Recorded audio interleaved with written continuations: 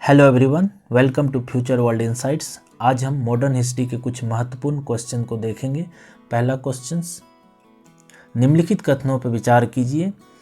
First statement, Bajirao प्रथम मुगल बादशाह औरंगजेब के समकालीन थे। नहीं, बाजीराव प्रथम औरंगजेब के उत्तराधिकारी बहादुर शाह और मोहम्मद शाह का समकालीन थे, ना कि औरंगजेब के। दूसरा स्टेटमेंट, हैदराबाद के निजाम के खिलाफ युद्ध में बाजीराव प्रथम की मृत्यु हो गई थी। बिल्कुल नहीं, 1740 ईस्वी में बाजीराव प्रथम की सैन्य अभियान के दौरान अचानक बुखार से मृत्यु हुई थी, ना कि हैदराबाद के निजाम के खिलाफ युद्ध में। तीसरा स्टेटमेंट, बाजीराव प्रथम धार्मिक सहिष्णुता के समर्थक थे और उन्होंने अपने राज्य में मस्जिदों और मंदिरों के निर्माण को बढ़ावा दिया था। बिल्कुल नहीं, बाजीराव प्रथम ने धार्मिक संस्थाओं के निर्माण का समर्थन किया था। उनके शासन में हिंदू पहचान और ब्राह्मणवादी संस्कृति को बढ़ावा देने पर जोर दिया गया था, लेकिन उन्होंने मस्जिदों के निर्माण को कभी आगे नहीं बढ़ाया। तो अब ऑप्शंस देखते हैं। उपरोक्त में से कौन से कथन सही नहीं है? कोई भी सही नहीं है। Option D. निम्नलिखित कथनों पर विचार कीजिए। क्वेश्चन नंबर 2, स्टेटमेंट 1, 1728 ईस्वी में पालखेर की लड़ाई मराठा साम्राज्य और मुगल साम्राज्य के बीच लड़ी गई थी। गलत। 1728 में पालखेर की लड़ाई मराठा साम्राज्य बाजीराव प्रथम और हैदराबाद के निजाम उल मुल्क के बीच लड़ी गई थी। पहला गलत। दूसरा, दुरई सराय की संधि के तहत पालखेर की लड़ाई का अंत हुआ था। दुरई सराय की संधि नहीं, मुंशी शिवगांव की संधि के तहत खत्म हुआ था। तो क्वेश्चन है, उपरोक्त में से कौन से कथन सही हैं? तो ऑप्शन देखते हैं। ऑप्शन डी, दोनों में से कोई सही नहीं, ना तो एक ना तो दो। नेक्स्ट क्वेश्चन, क्वेश्चन नंबर 3, निम्नलिखित में से कौन सा युग असंगत है, यानी जोड़ी मेल नहीं खा रहा है? बड़ोदरा में गायकवाड़ का शासन था। नागपुर में पेशवा का शासन नहीं था। नागपुर में नहीं, पेशवा का शासन पुणे में था। पेशवा असंगत, यानी ऑप्शन बी ही है। रेस्ट ऑप्शन देखते हैं। नेक्स्ट क्वेश्चन, क्वेश्चन नंबर 4, निम्नलिखित कथनों पर विचार कीजिए। पहला, संगोला की संधि मराठा छत्रपति राजाराम द्वितीय और बालाजी बाजीराव के मध्य हुई थी। बिल्कुल सही, 14 जनवरी 1750 को हुई थी। दूसरा स्टेटमेंट, संगोला की संधि के अंतर्गत राज्य के सभी प्रमुख विभाग मराठा छत्रपति ने पेशवा को सौंप दिए। बिल्कुल सही, इस संधि के अंतर्गत राज्य के सभी प्रमुख विभाग मराठा छत्रपति ने पेशवा को सौंप दिया। यद्यपि अष्ट प्रधानमंत्रियों के पद तो बने रहे, किंतु प्रशासन से उनका कोई संबंध नहीं रहा। उपरोक्त में से कौन सा कथन सही है? दोनों कथन सही है। ऑप्शन में देख लेते हैं। Option C. Next question, question number 5, Panipat की तीसरी लड़ाई के दौरान मराठा सेना का प्रमुख सेनापति कौन था? पहला ऑप्शन सदाशिवराव भाऊ, पहला ही सही है। पानीपत का तृतीय युद्ध 14 जनवरी 1761 को लड़ा गया था। इस लड़ाई के दौरान मराठा सेना के सेनापति यही थे, Sadashivrao Bhau. Next question, question number 6, निम्नलिखित कथनों पर विचार कीजिए। पहला, रघुनाथ राव द्वारा ब्रिटिश कंपनी से सहयोग लेने के कारण प्रथम आंग्ल मराठा युद्ध प्रारंभ हुआ। बिल्कुल सही, 1775 में ऐसा किया गया था। स्टेटमेंट 2, 1775 ईस्वी में रघुनाथ राव द्वारा की गई सूरत की संधि को कलकत्ता परिषद ने स्वीकार कर लिया। बिल्कुल नहीं, रघुनाथ राव ने 1775 ईस्वी में बॉम्बे काउंसिल के साथ सूरत की संधि की, किंतु कलकत्ता काउंसिल ने संधि को मानने से इनकार कर दिया। दूसरा स्टेटमेंट गलत है। तीसरा स्टेटमेंट देखते हैं। ब्रिटिश कंपनी के निदेशकों ने 1776 ईस्वी में की गई पुरंदर की संधि को स्वीकार कर लिया।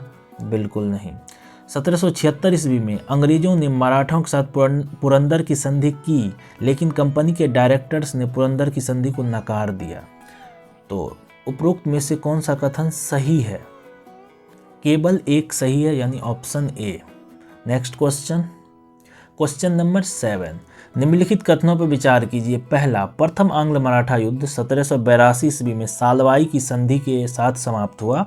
बिल्कुल सही, यह संधि 20 वर्षों के लिए शांति स्थापित कर दी थी। स्टेटमेंट 2, सालवाई की संधि के तहत रघुनाथ राव को पेशवा पद पर बने रहने दिया नहीं, माधवराव द्वितीय को पेशवा बना दिया गया।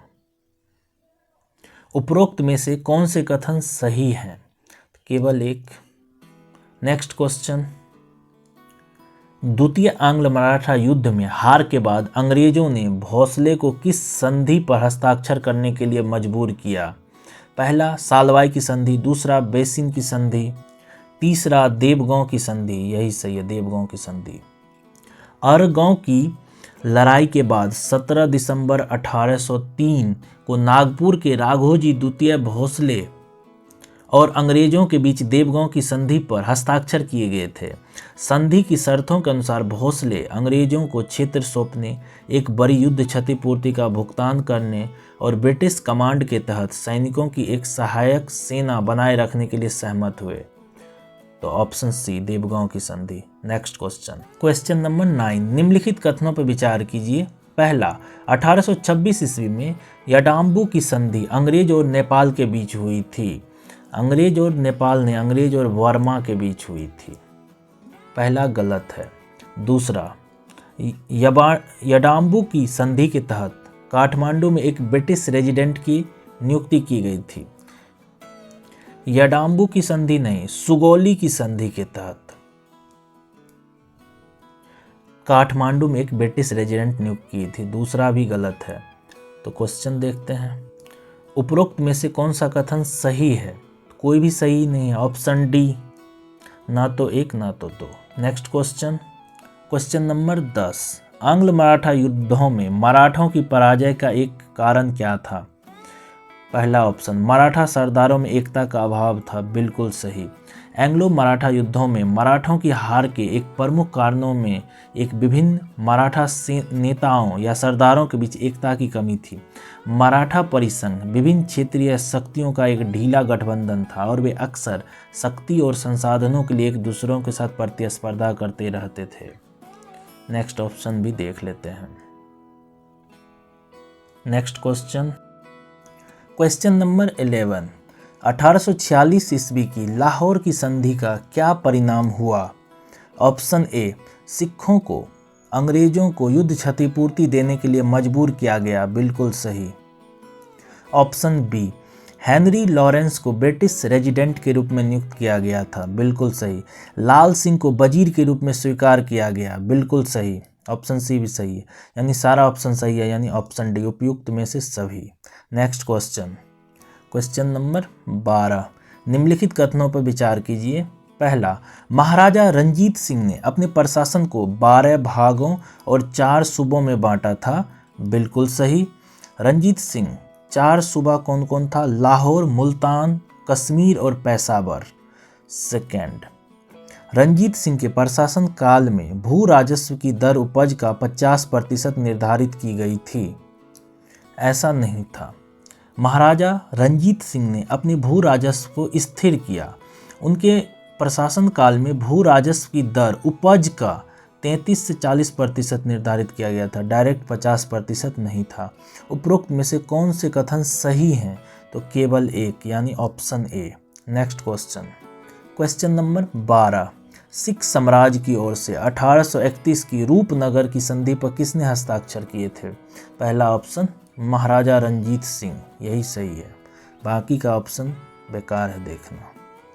1831 की रूपनगर की संधि पर सिख साम्राज्य और ब्रिटिश ईस्ट इंडिया कंपनी के बीच हस्ताक्षर किए गए थे। संधि के कुछ क्षेत्रों पर सिख साम्राज्य की संप्रभुता को मान्यता दी और दोनों शक्तियों के बीच कई समझौते स्थापित किए गए। महाराजा रंजीत सिंह ने सिख साम्राज्य की ओर से संधि पर हस्ताक्षर किए, जबकि भारत के governor general Lord William Bentinck ने ब्रिटिश ईस्ट इंडिया कंपनी की ओर से हस्ताक्षर किए थे। नेक्स्ट क्वेश्चन, क्वेश्चन नंबर 14, निम्नलिखित कथनों पर विचार कीजिए। पहला, रंजीत सिंह के पिता महासिंह सुकरचकिया मिसल से संबंधित थे। बिल्कुल सही। स्टेटमेंट 2, 1809 में अमृतसर की संधि के तहत झेलम नदी को ब्रिटिश और रंजीत सिंह के बीच सीमा के रूप में तय किया गया था। झेलम नहीं, सतलज नदी। ऑप्शन देखते हैं। उपरोक्त में से कौन से कथन सही हैं? केवल एक, यानी ऑप्शन ए सही है। नेक्स्ट क्वेश्चन नंबर 15, निम्नलिखित कथनों पर विचार कीजिए। पहला, 19वीं सदी में पंजाब साम्राज्य एक सिख राज था जो केवल भारत में फैला हुआ था। केवल भारत में नहीं फैला हुआ था, पाकिस्तान के बहुत बड़े हिस्से पे भी फैला हुआ था। तो पहला स्टेटमेंट गलत है। दूसरा, मुगल सम्राट बहादुर शाह प्रथम के समय बांदा बहादुर की हत्या हुई थी। बहादुर शाह प्रथम के समय नहीं हुआ था, फर्रुखसियार के समय हुआ था, 1716 ईस्वी में बांदा बहादुर की हत्या। तीसरा स्टेटमेंट, चप्पर चीरी का युद्ध मुगल साम्राज्य और सिखों के बीच सन 1710 में लड़ा गया था। बिल्कुल सही, यह स्टेटमेंट सही है। आगे ऑप्शन देखते हैं। उपरोक्त में से कौन से कथन सही हैं?